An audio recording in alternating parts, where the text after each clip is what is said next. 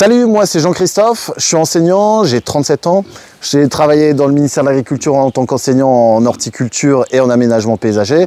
Maintenant je suis à l'Éducation nationale où je fais que de l'horticulture. Je suis apiculteur, je travaille également à la maison où je fais un jardin en permaculture. Donc je fais aussi des vidéos YouTube pour expliquer le jardin. J'ai même fait un livre sur la permaculture en général pour les nuls et les débutants. Enfin bref, je fais plein de trucs et tout ça, ça a commencé à partir de 2008 au lycée d'agrobiotech de Douai.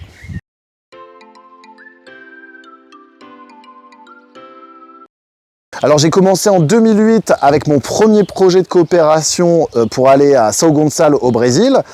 À partir de ce moment-là, ça s'est pérennisé. J'y suis retourné en 2010, j'y suis retourné en 2014, en 2017. Là, je suis en train de préparer un nouveau projet aussi pour aller... Là, je suis en train de travailler sur un nouveau projet aussi pour y retourner. On a même accueilli les Brésiliens il y a quoi, 4-5 ans maintenant. Et donc, l'idée, c'est de construire un gros réseau et puis de retrouver nos amis du Brésil.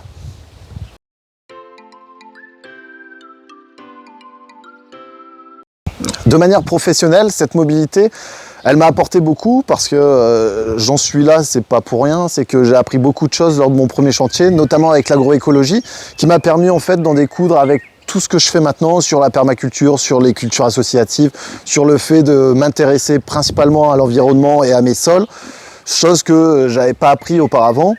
Du coup, ça a été l'ouverture d'esprit, l'ouverture professionnelle, notamment ce premier chantier en 2008.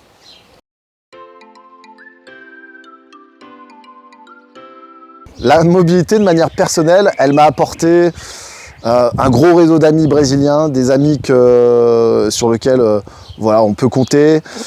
Aussi une ouverture d'esprit ou même culturelle. J'ai appris énormément de choses en allant là-bas, en découvrant les familles, en allant dans les familles, en vivant comme un Brésilien.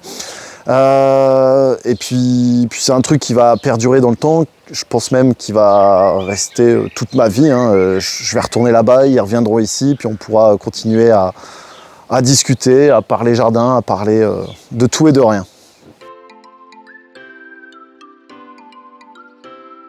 Alors si tu dois partir au Brésil, la première chose que je te dis, c'est fonce, réfléchis même pas.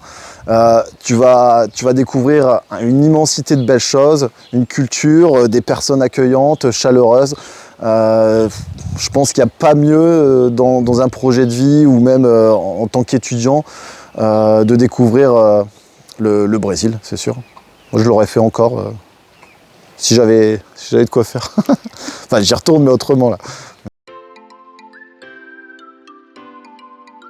Première anecdote qui me viendrait en tête, ça serait quand j'étais parti pêcher avec mes amis brésiliens, où en tant que petit français, je ramenais ma canne à pêche, je ramenais tout mon attirail de pêcheurs, de grands pêcheurs français, ce qui n'est pas vrai d'ailleurs.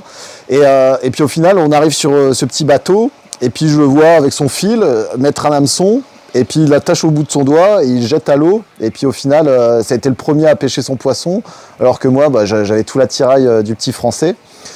Le seul truc que j'ai pêché d'ailleurs, si je me souviens bien, c'était une étoile de mer d'ailleurs à ce moment-là. Donc on avait bien ri. Et quand lui il pêchait des poissons de toute taille, toute forme, c'était assez cool.